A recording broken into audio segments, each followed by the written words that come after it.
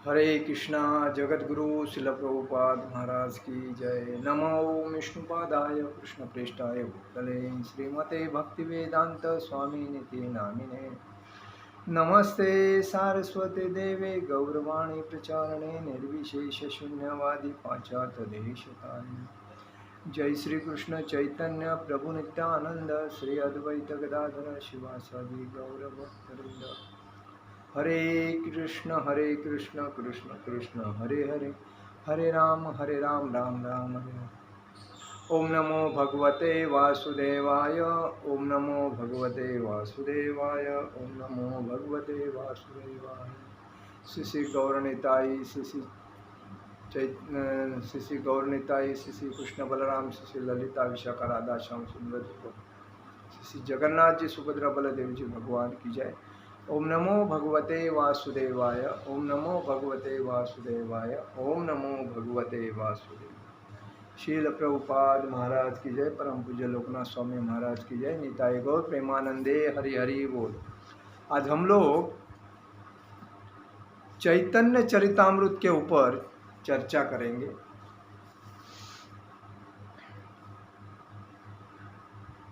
एई तीन ठाकुर गौड़िया के करिया छेन आत्मसात, ए तीनेर चरण वंदो तीने मोरनाथ।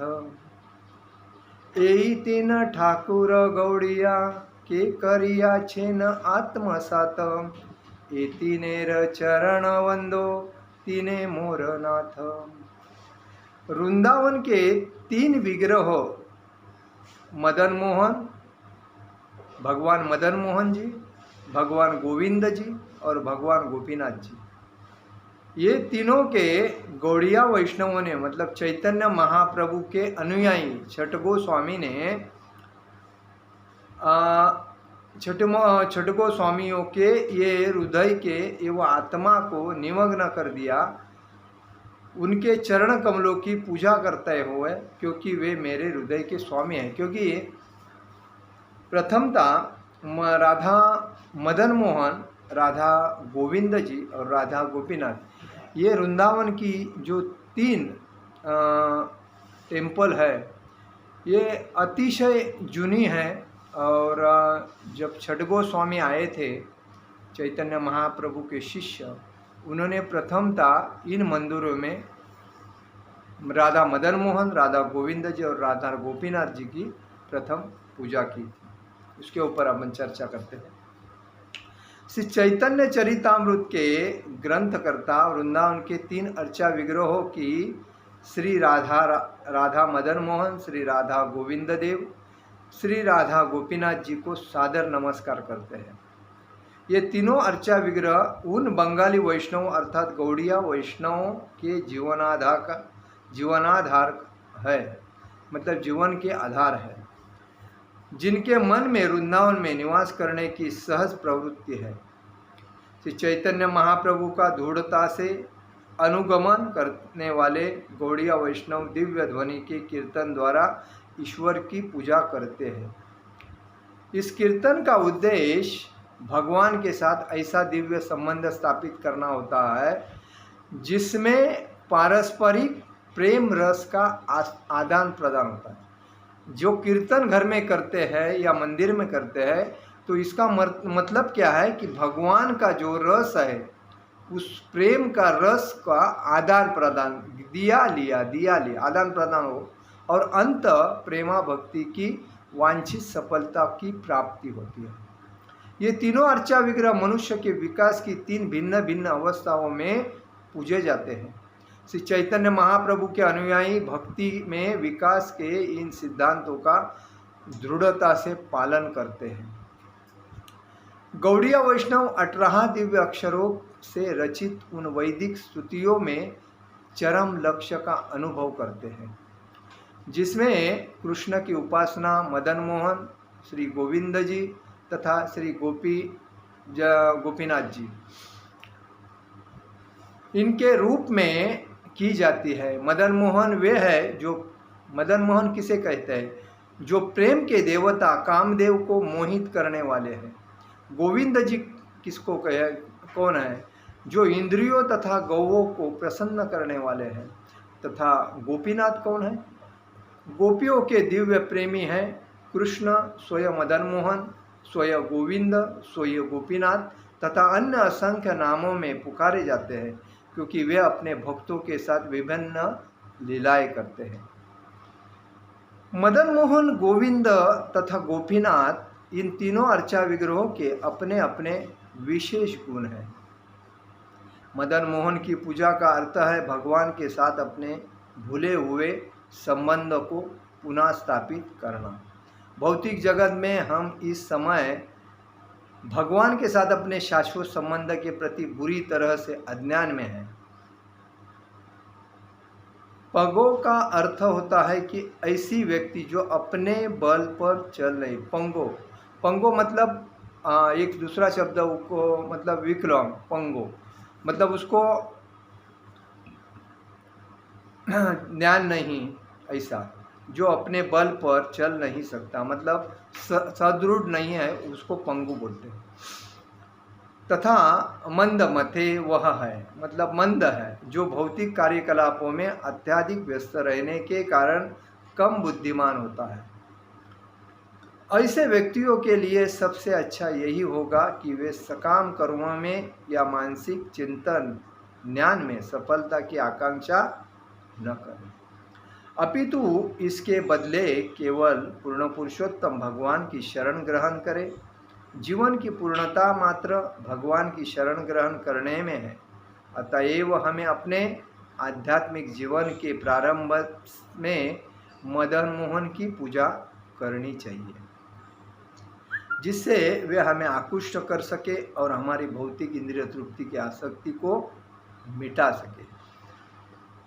नए भक्तों के लिए मदन मोहन के साथ ऐसा संबंध स्थापित करना आवश्यक है कि जब मनुष्य प्रबल अनुराग के साथ भगवान की सेवा करना चाहता है तो फिर भी वह दिव्य सेवा के धरातल पर गोविंद की पूजा करता है। गोविंद समस्त आनंदों के आगार है।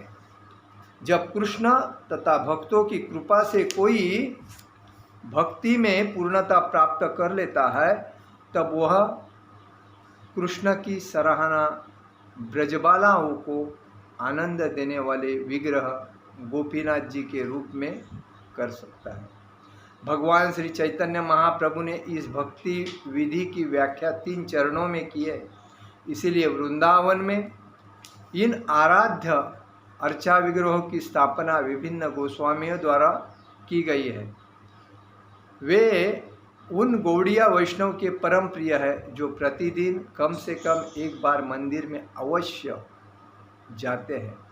इन तीनों अर्चा विग्रहों के मंदिरों के अतिरिक्त भी वृंदावन में अन्य अनेक मंदिरों की स्थापना की गई है।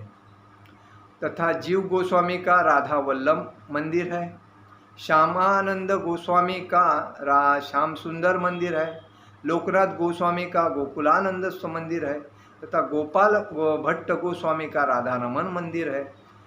इस समय वृंदावन में स्थित 5,000 मंदिरों में से 7 प्रमुख मंदिर 400 वर्षों से भी पुराने हैं।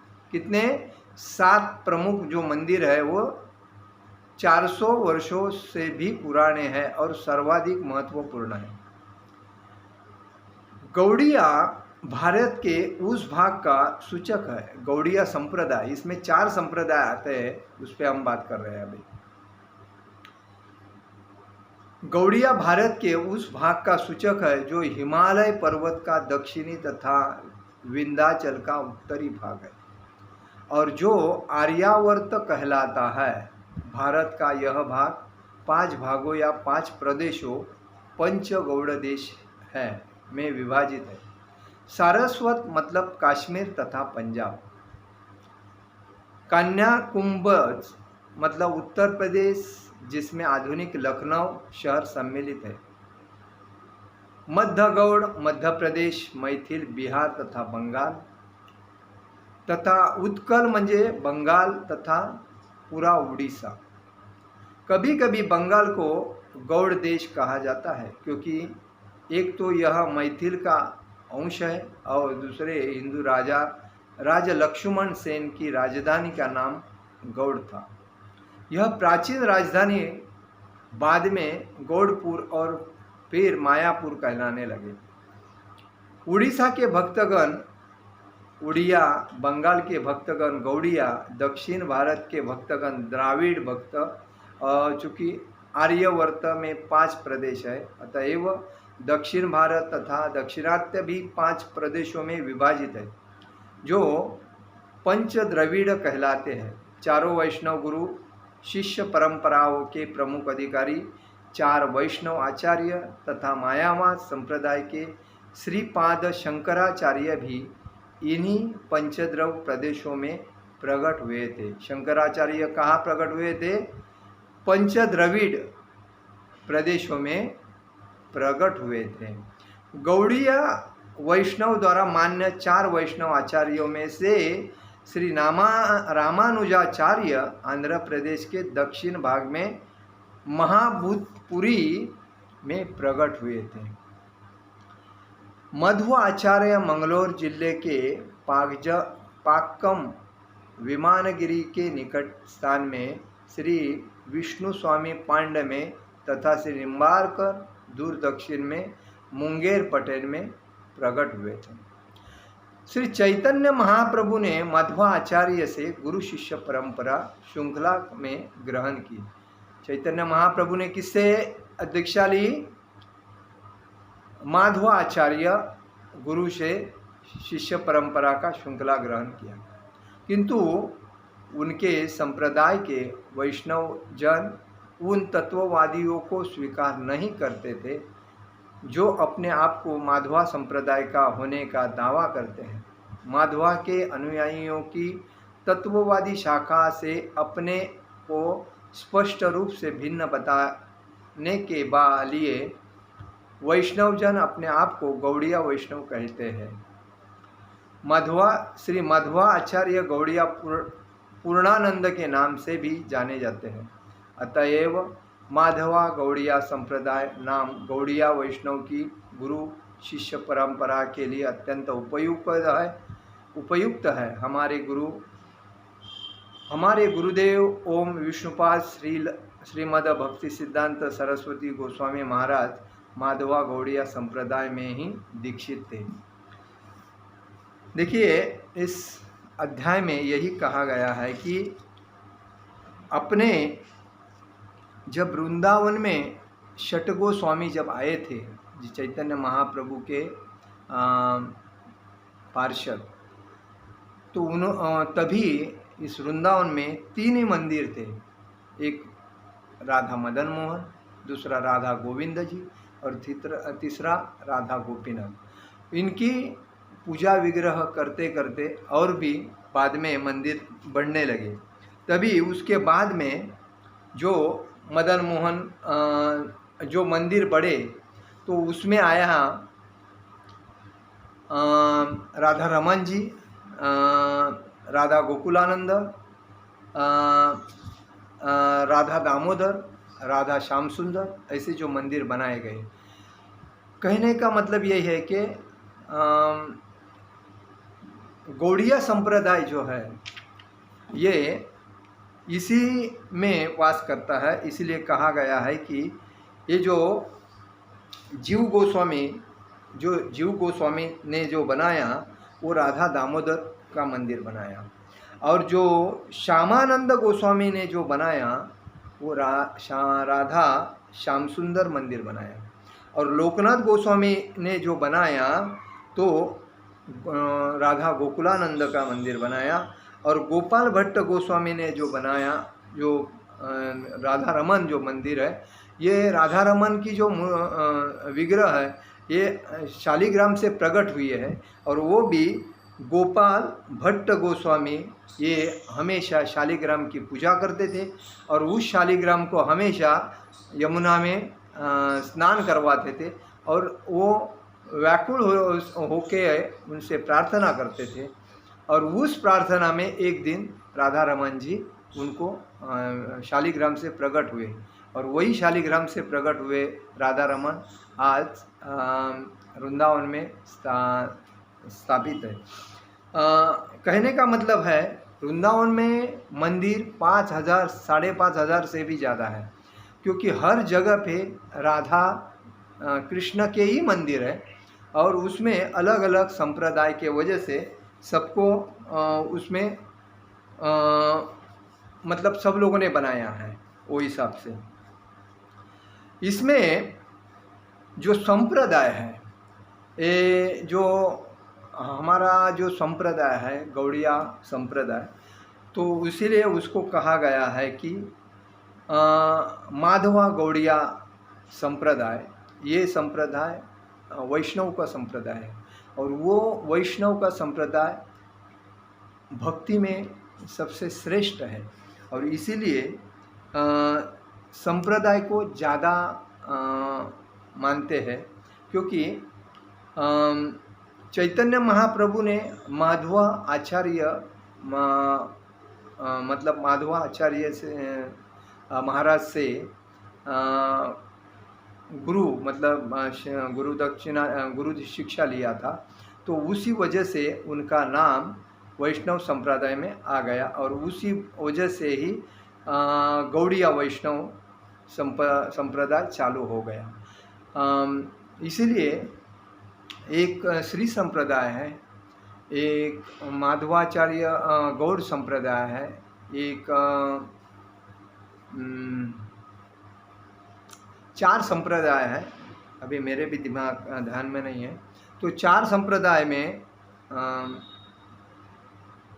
जो वैष्णव गौड़िया वैष्णव संप्रदाय अतिशय श्रेष्ठ है, क्योंकि उसमें पूर्णतः चैतन्य महाप्रभु ने छठ गोस्वामी को जब वृंदावन में भेजा था, उसके बाद में जब छठ गोस्वामी ने पूरे वृंदावन में राधा कृष्ण की लीलाएँ कहाँ कहाँ हुई थी उसकी पूरी जानकारी लेके उधर वहाँ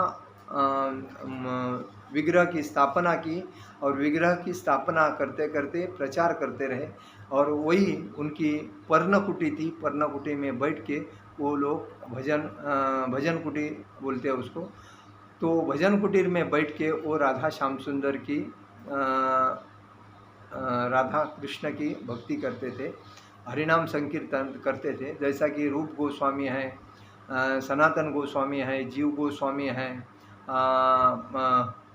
लोकनाथ भट्ट गोस्वामी है, मतलब गोपाल लोकनाथ स्वामी है, गोपाल भट्ट गोस्वामी है। ऐसे जो षट गोस्वामी जो थे उन्होंने हर जगह पे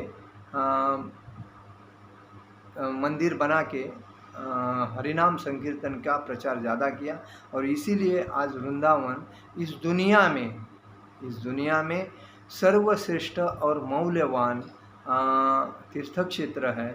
और ये वास्तव में राधा और कृष्ण अभी भी वृंदावन में ही स्थान करते हैं और इसीलिए वृंदावन में देखिए मतलब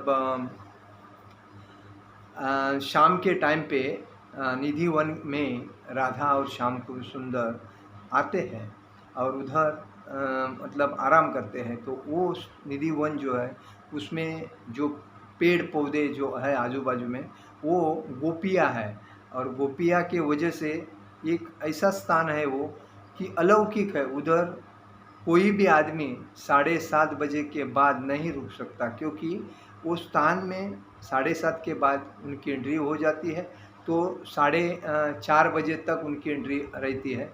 तो वो जो महल है उसमें कोई प्राणी भी नहीं रहता है, मनुष्य प्राणी जानवर या मंदिर या कोई भी उधर मतलब रहता नहीं। इसलिए वृंदावन तीर्थों में अगर देखा जाए तो सबसे श्रेष्ठ है, क्योंकि भगवान श्री कृष्ण वृंदावन छोड़ के कहीं नहीं जाते, वृंदावन में ही रहते। और ये भगवद गीता में कहा गया है कि वृंदावन ये जो गोलोक वृंदावन है उसी का ये धाम है, लेकिन उसको देखने की जो दृष्टि है वो जो शुद्ध भक्त अतिशय शुद्ध भक्त है और जो आध्यात्मिक वृत्ति में तल्लीन है वही वो उस नज़र से देख सकता है आध्यात्मिक वृंदावन। जो गोलोक वृंदावन बोलते हैं। वरना वृंदावन में अभी जो लोग रहते हैं वो पहले जन्म में उन्होंने बहुत भक्ति किया था, और भक्ति करने के बाद जब उन्होंने भगवान से जब प्रार्थना की थी कि हमें वृंदावन गोलोक वृंदावन मिलना चाहिए, तो इस वृंदावन में वो जन्म लिया, लेकिन उस बेसिस पे उनको वो याद नहीं है कि हम वृंदावन में रहते हैं। इसका मतलब हम पूर्व जन्म में हम मांग किया था, भगवान से प्रार्थना किया था हमें भक्ति मिलना चाहिए आपकी सेवा में, तो वो हिसाब से अभी स्थान है। लेकिन आजकल के लोग वृंदावन में रहने के बाद भी पैसा कमाने के पीछे पड़े हैं। अभी जिसके रूम है वो भाड़ा इतना ले रहे हैं, जिसकी प्रॉपर्टी है वो इतना भाड़ा ले रहे हैं, कि ये गलत है। वृंदावन इसका मतलब है भक्ति करने के लिए जो व्यक्ति आता है उसको सब कुछ फ्री मिलना चाहिए, रहने के लिए फ्री, प्रसाद फ्री।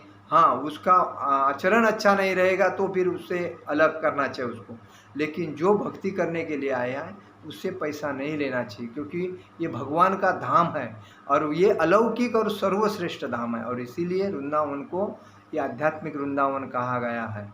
आज का मेरा प्रवचन यही समाप्त करता हूँ। हरे कृष्ण कृष्ण कृष्ण हरे हरे, हरे राम राम राम हरे हरे। जगत गुरु श्रील प्रभुपाद महाराज की जय, परम पूज्य लोकनाथ स्वामी महाराज की जय।